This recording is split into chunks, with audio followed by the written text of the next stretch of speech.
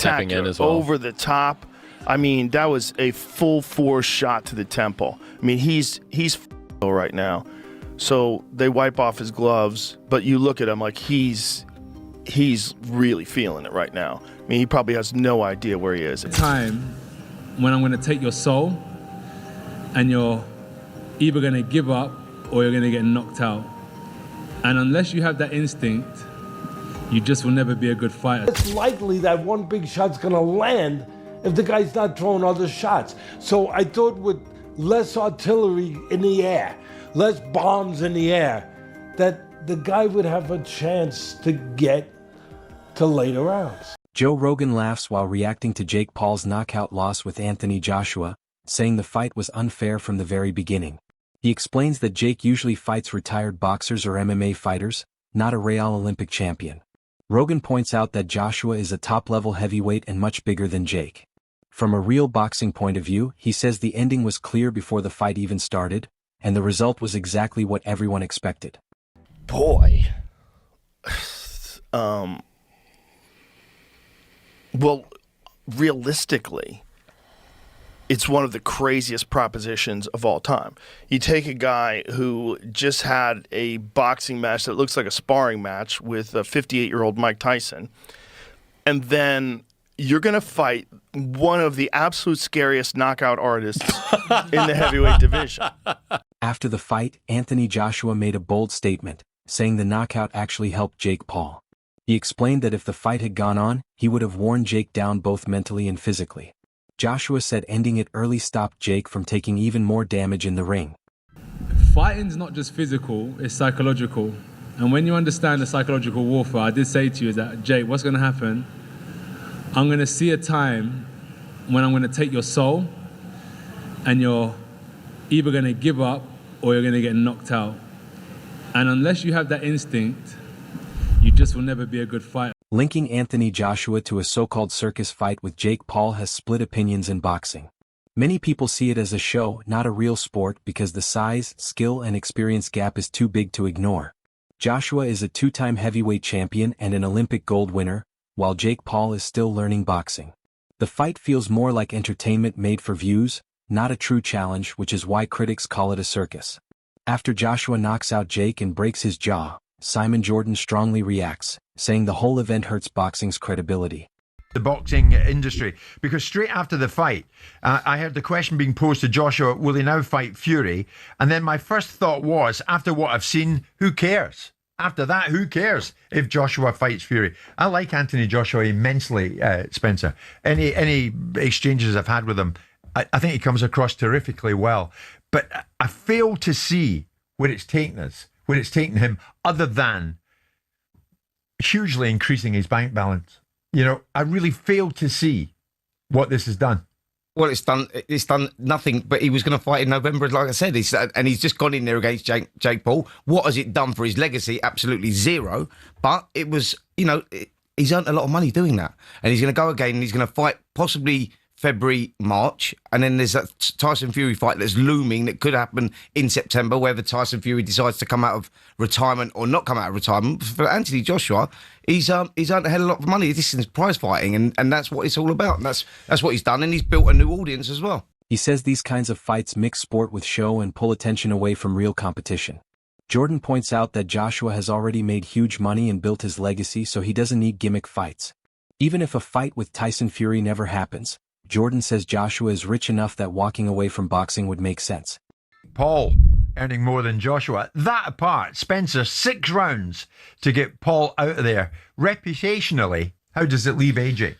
Well, thankfully it didn't go to points, because I think that would have been a disaster for Anthony Joshua. I think that he needed to get the job done inside the distance, and he done it. Look, he could have done it at any given point. I think that he could have cut the ring off whenever he wanted to and got Jake Paul out of there. He took his time on that. He allowed Jake Paul to run around like a rabbit and throw the occasional shot from time to time. And I think he only landed one clean punch, didn't he, Anthony Joshua? And that was the one that broke his jaw in 2 places. But, I mean, you said, did you not, to us in this very studio the other day, he's got to get him out of there in round 1. I did. Otherwise, what are we seeing? Exactly that. And I think what we saw there was a little bit of entertainment. And that was pretty much it, but not not entertainment that many people enjoyed, if I'm honest. I think that people wanted to see a demolition job. We didn't see that. Joe Rogan praises Anthony Joshua for his speed, athletic ability, and powerful punches. He says Joshua moves like a lighter fighter but still has the power to end a fight with one punch. Rogan calls him a scary opponent because he can close the gap fast and finish fights quickly. Because of this, Rogan says it's unrealistic for crossover fighters to compete with him seriously. He's a very good boxer, but this is a giant Olympic gold medalist heavyweight. I mean, Anthony Joshua is fucking He is the terrifying. thing that nightmares are made of. And he's got that one-punch nuclear power. One punch. And he's fast. Adam Booth gives an honest breakdown, saying Jake Paul did make Anthony Joshua miss a few times, which matters. He notes that Jake's movement and positioning looked better and forced Joshua to reset instead of landing freely. Booth is clear this doesn't mean Jake was winning, but making an elite heavyweight hesitate shows real progress. He adds that this takes training, timing, and confidence, and praises Jake's footwork and calm under pressure. Still, Booth says these moments didn't change the big picture, as Joshua's skill, power, and experience decided the fight once he found his opening. We had Anthony Joshua and Jake Paul share the ring. Your takeaways from the 6 rounds that we saw, presuming you watched? I was impressed with Jake Paul. I thought that, following on from what we're saying, right? A few years ago, he was on Disney as a kid, acting up, and has decided to become a professional fighter. That takes balls, but he's obviously striving to be as good as he can be. You can see that in the way that he moves, the way that he is developed in how he's punching and performing. But to make a 2-time world heavyweight champion that's still live, AJ's still got something about him, to make him miss in such an accomplished manner. All right, so at times he was jumping out and running around, but there were times when he was well in range and still making AJ unable to land a clean, solid shot. He deserves a lot of respect for that. And then the shot that actually finished the fight, that broke his jaw quite badly, didn't put him out. That shot he threw with serious intention has put a lot of professional heavyweights to sleep. He didn't go to sleep. He actually finished on his knees, didn't he? Laughing and spitting blood out of his mouth. So, like they say, it's a special type of crazy and a special type of brave to do it. But I actually, hats off to him, because he showed that he's developing some accomplished little skills in there to look after himself. The size difference is always going to fatigue him.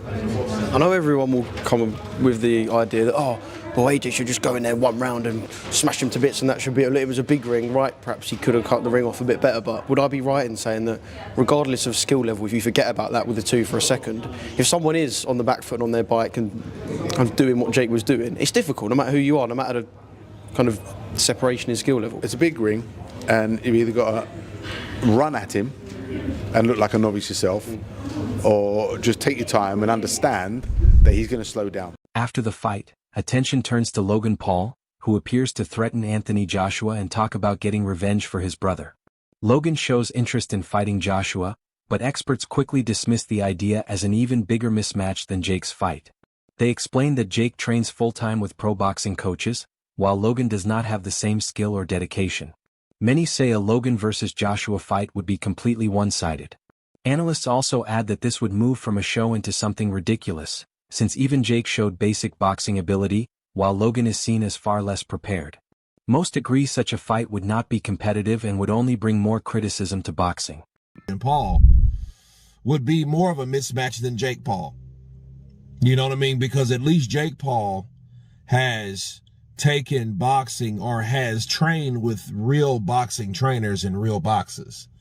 Whereas Logan Paul, he did that exhibition with Floyd, and Floyd's a little guy. Not saying a little guy can't thump, because Floyd really gave him some 2 pieces with no sides, right? But at the same time, you take his friend, Floyd's friend, Anthony Joshua, and get hit by him and see what happens. The same thing. Probably worse, because I think Logan, he's a little taller than Jake. And because he's a little taller than Jake, he may think he's a little stronger than Jake, which I don't know which one's true or not. I don't think it makes a difference. But because he may feel that way, he may want to go in there and try to bang it out with AJ. And if that happens, it's going to be a lot quicker.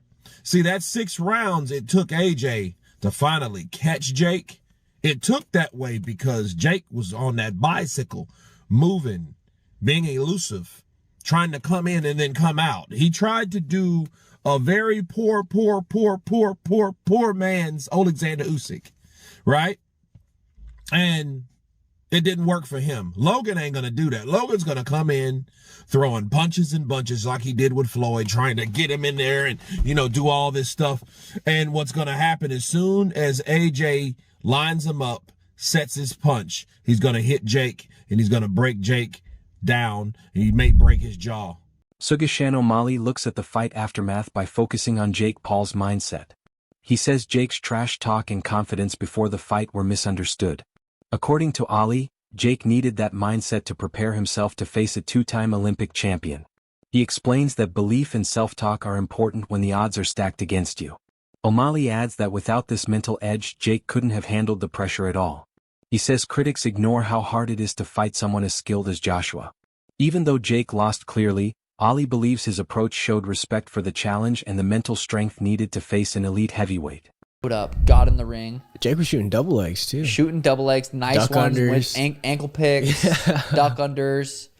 But dude, God, I see so much people talking shit on the fight. Which, dude, what the fuck did they expect? Like Jake was hyping himself up, saying he's gonna win.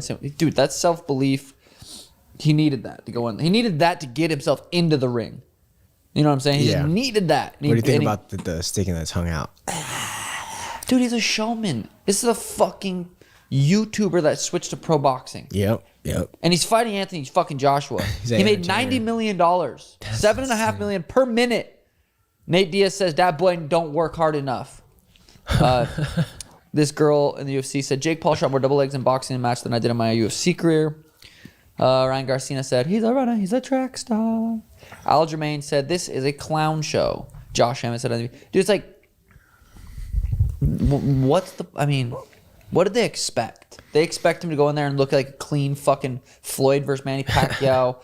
Two of the, you know what I mean? It's like, what the fuck? You see the aftermath, like his jaw and everything? Fuck. Jake Paul's broken jaw. Jake has to get wired shut for 7 days or something like that. Yeah, like Tim had titanium to do plates. 7 weeks. Yeah, Tim says that was the worst thing he's ever gone through. 7 weeks. Tim broke his jaw in Montana.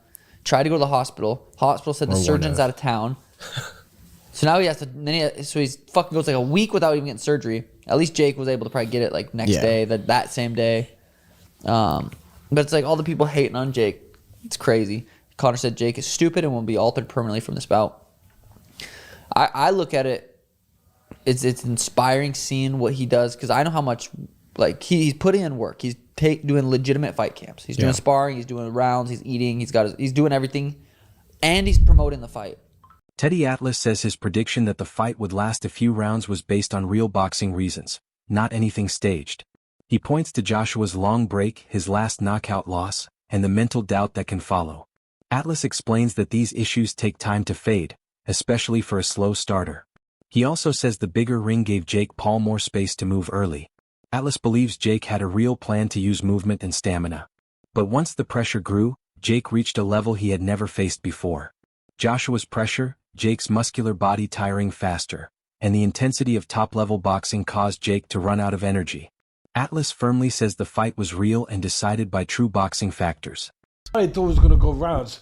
I wasn't sure if there was going to be a silent agreement. I wasn't sure there was going to be a sparring match agreement that will spar for a while. I wasn't sure. I was honest about it. That's why I said it's going to go rounds. I wasn't sure if there was an understanding that, we'll play a little bit and then we'll get a little more and, whatever. So that was part of it. But there was real parts. Say, that's the fixed part. That's the WWE part. That's where the people, and I'm with you. I get it if you want to think that. Here's why I picked rounds, and this is what I think I saw, and I know that in my mind I saw, was the fact is that a lot of people didn't think about 15 months off. And there was going to be some ruts. There was going to be some hesitation. There was going to be some time. You get knocked out by Dubois freaking 15 months ago. There were going to be ghosts in the attic. I don't care who you're fighting. You get in the ring again. It's going to take a minute to exercise those ghosts. The rust. You want to call it rust, whatever. It's going to take 5-6 rounds to get rid of the rust. But it's going to, the doubt, the self-doubt, the being in the ring for the first time with nothing in between after being knocked out. That was going to be a play. And then the size of the ring, 22 by 20. It's usually 20 to 20 is pretty usually around average. And it's 22 by 20. More room to elude, more room to move around, right? I thought maybe go in there with track shoes. He didn't go with track shoes. Chris Algieri and Paulie Malignaggi give a tough but honest review of the fight, focusing on how badly it ended for Jake Paul. They say Jake took serious damage, including a broken jaw and lost teeth, but still didn't earn respect from boxing fans. Chris says fans weren't entertained because Jake didn't truly try to fight and would have earned more respect by going after it, even if he got knocked out sooner. He explains that fighters gain respect when they actually try to win. Paulie adds that Jake's hit-and-run style couldn't last, since constant movement tires the legs and only delays the ending. He also says Jake doesn't have the skills to move and box at the same time. As a beginner, Paulie says you can either fight hard or run, not both. Both agree that choosing to survive hurt Jake's reputation more than an early knockout would have. Yeah, an Ngannou type fight. Yeah, Ngannou, he's got balls. Ngannou's got balls, man. He went out there and he tried to fight, he tried to win. Jake Paul didn't try to win at any point during the fight. He was just trying to survive. I think that's actually ultimately going to hurt him with boxing fans. Yeah, what do you think, Paulie? I mean, you talked about the in and out kind of style, kind of hits and runs, and you said that A, it runs out your legs. He was exhausted a couple rounds into the fight, and B, it only saved him for so long. He doesn't have the boxing skills to box on the move anyway. Once I saw the big ring, I knew he was going to run for his life. When you're that much of a novice, which obviously it's not even an insult to him, it's just lack of experience. But when you're that much of a novice, you either know how to run for your life or fight all out. You don't have that in between yet. You haven't developed enough of that in between boxing acumen to really pull that off. And so what ends up happening? You're either going to fight your ass off and you'll last a minute. Chris, you're being generous. Round 2, he would have got knocked down round 1 if he would have fought. But at least he would have fought. He would have got the respect of the people and more importantly, the boxing community instead of these clowns that follow him and are still defending him. Now what happens is you didn't get any respect as a fighter. You didn't get any respect as a fighter because you didn't try to fight at all. If he would have, I was watching that through 2-3 rounds. I'm thinking to myself, this guy would do this for 8 rounds if he can. If he can do this for 8 rounds, absolutely not fight at all, absolutely not engage a single time in 8 rounds, he will actually do this. And he'll do it shamelessly. And that's the problem.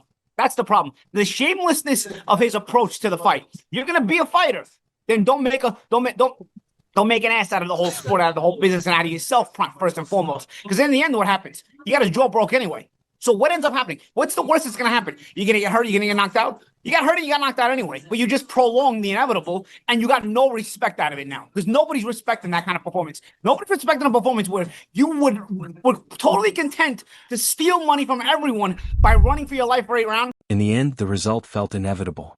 On paper, it was a mismatch, and the fight showed that in the ring. Anthony Joshua's size, speed, and one-punch power made the difference. Jake Paul did show some improvement, courage, and defensive skills, but he's still not ready to match an elite Olympic heavyweight. The aftermath shows 2 sides: critics who see these crossover fights as circus shows that hurt boxing, and supporters who respect the mental courage it takes to face a real challenge. No matter the view, the expert's main point stays true: class, experience, and power win fights. That's it for today's video. Stay tuned. Until next.